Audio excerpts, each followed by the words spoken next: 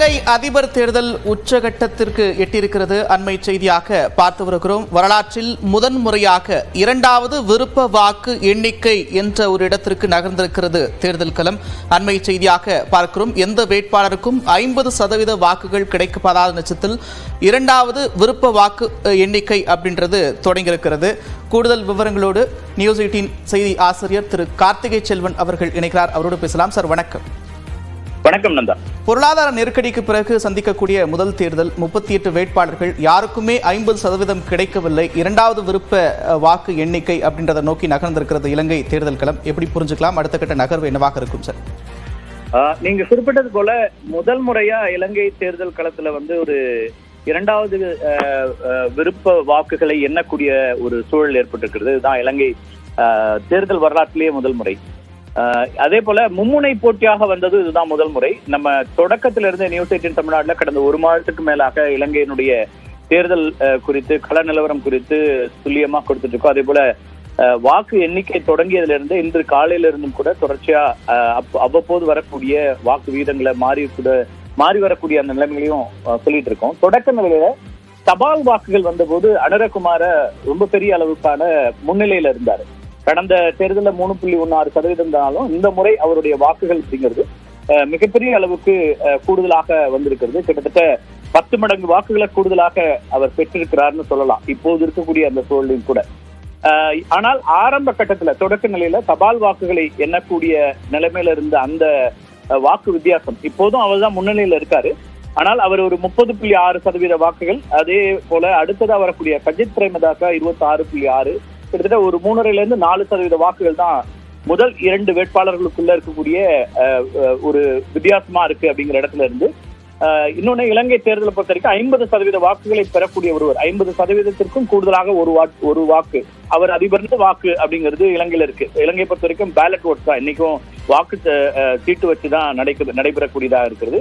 1,70,00,000 பேர் வாக்களிக்கக்கூடிய அந்த இதுல இருக்காங்க. அதுல இந்த விருப்ப வாக்குங்கிறதுல முதல் ஓட்டு, 2வது ஓட்டு, 3வது ஓட்டு அப்படின்னு ஒரே வேட்பாளர், ஒரே வாக்காளர் 3 வேட்பாளர்களுக்கு வாக்குகளை கொடுக்க முடியும். முன்னுரிமை அடிப்படையில கொடுக்க முடியும்.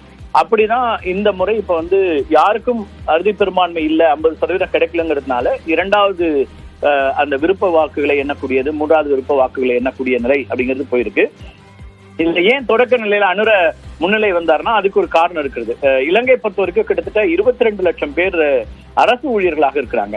அனுர தலைமை வைக்கக்கூடிய அந்த கூட்டமைப்பு, ஐக்கிய மக்கள் சக்தி, அந்த கூட்டமைப்பாகட்டும், அது என்பிபின்னு அவங்க சொல்றாங்க. அதே போல அவருடைய ஒரிஜினலா இருக்கக்கூடிய ஜேவிபியினுடைய கட்சி, மக்கள் விடுதலை முன்னணி, இது அடிப்படையில ஒரு தொழிலாளர்களை அடிப்படையாக கொண்டது, மார்க்சிஸ்ட் சிந்தனையை கொண்ட ஒரு அமைப்புங்கிறதுனால பெரும்பாலான அரசு ஊழியர்கள் ஆதரவுங்கிறது அனுரகுமார திசாநாயக்கருக்கு, அவங்க கிடைக்கக்கூடிய ஏடிகேன்னு அவங்க சொல்லக்கூடிய அந்த தலைவருக்கு தான். அவர் தான் புதிய புயலா இப்ப வந்திருக்காரு. அவருக்கு அதிகமா கிடைக்கக்கூடியதா இருந்துச்சு. ஏன்னா தொழிற்சங்கங்களுடைய ஆதரவு முழுக்க அவர் இருந்துச்சு. தொழிற்சங்கங்கள் அந்த கூட்டமைப்பு ஆதரிச்சாங்க. அந்த அடிப்படையில போஸ்டல் ஓட்ஸ் என்னும் போது பெரிய அளவுக்கு வித்தியாசம், 60%லாம் அவரு வாக்குகளை பெற்றார். கொழும்புல, அதே போல தென்னிலங்கையோட பகுதிகளெல்லாம். அதே அடுத்து வரக்கூடிய வேட்பாளரை விட 40% அளவுக்கு, 30% அளவுக்குலாம் அவருக்கு அந்த வேறுபாடுகள் இருந்துச்சு. தமிழ் பகுதியில மட்டும்தான், வடக்கு கிழக்கு பகுதியில மட்டும்தான் சஜித்துக்கு கூடுதலான வாக்குகள் இருந்தது. ஆனால் அப்புறம் மற்ற வாக்குகளை எண்ணும் போது அந்த நிலை என்பது மாறி இருக்கிறது. கொஞ்சம் கொஞ்சமா அந்த வித்தியாசம் குறைஞ்சி தொடக்க நிலையில 30% அளவுக்குலாம் வித்தியாசம் இருந்துச்சு. 25 ஆச்சு, 20 ஆச்சு, அப்புறம் 10% குறைந்து இப்ப 4% அப்படிங்கிற அடிப்படையில இருக்குது. ஆனாலும் 4% என்பதே சில லட்சங்களாக இருக்கக்கூடிய சூழல்ல இப்ப இரண்டாவது அந்த கட்ட எண்ணிக்கை என்பது இப்ப தொடங்குகிறது. இதுல எப்படி இருக்கும்னா, இதுல ஒரு சிக்கல் இப்ப அனுராவுக்கு இருக்கக்கூடியதாக பாக்குறாங்க அரசியல் நோக்கர்கள். இதுல சஜித் கொஞ்சம் கூடுதலான வாக்குகளை பெறுவதற்கான வாய்ப்புகள், சஜித் பிரேமதாசாவுக்கு கிடைக்க வாய்ப்புகள் இருக்கிறது.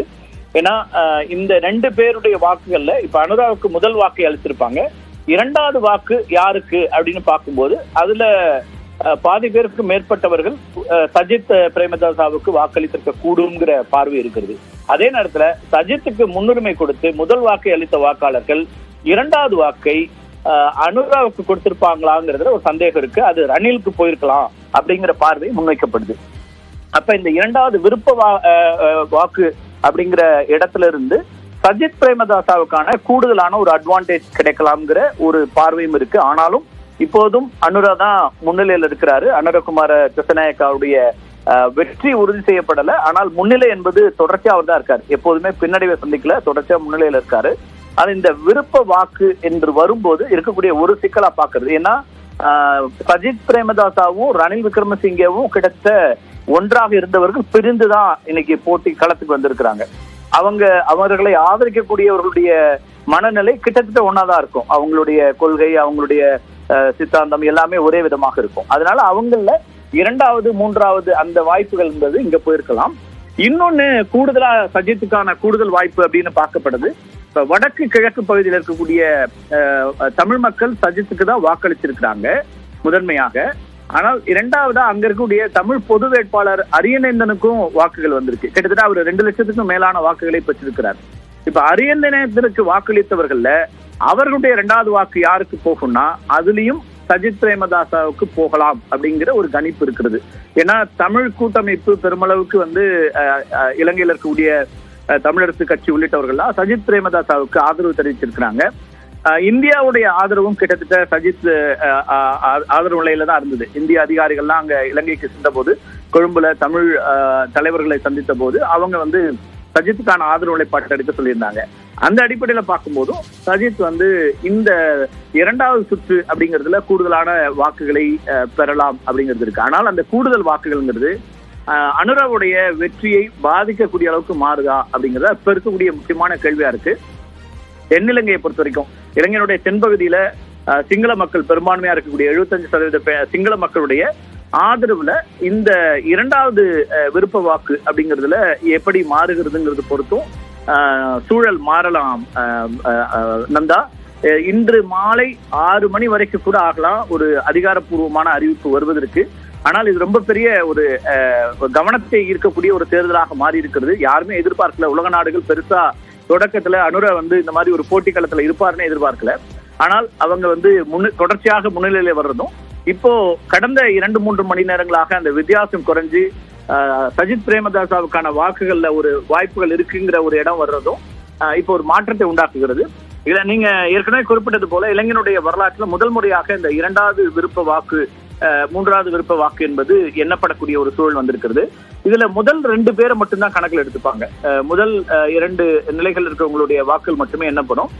அதாவது அவங்களுக்கான வெற்றி வாய்ப்பு மட்டும்தான் பார்க்கப்படும். ஆனால் ரணிலுக்கோ அல்லது அரியநேந்தன் உள்ளிட்டவர்களுக்கு கொடுக்கக்கூடிய வாக்குகள் இருந்தும் அவர்களுடைய பிரிஃபரன்ஸ் ஓட்டும் இவங்களோட கணக்கில் எடுக்கப்படுகிற இடத்துல இருந்துதான் சஜித் தரப்புல கொஞ்சம் நம்பிக்கையாக இருக்கிறாங்க. அதே நேரத்துல அனுரா தரப்பிலும் உறுதியாக இருக்கிறாங்க.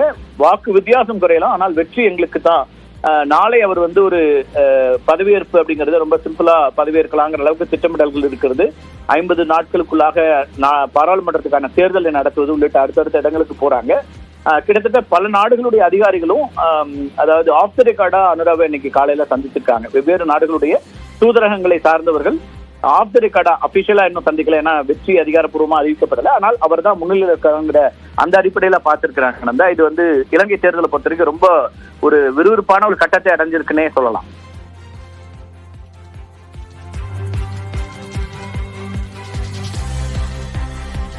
இலங்கை அதிபர் தேர்தல் தொடர்பான பல்வேறு துல்லியமான தகவல்களை இணைப்பில் பகிர்ந்து கொண்டமைக்காக நன்றி திரு கார்த்திகேயன்.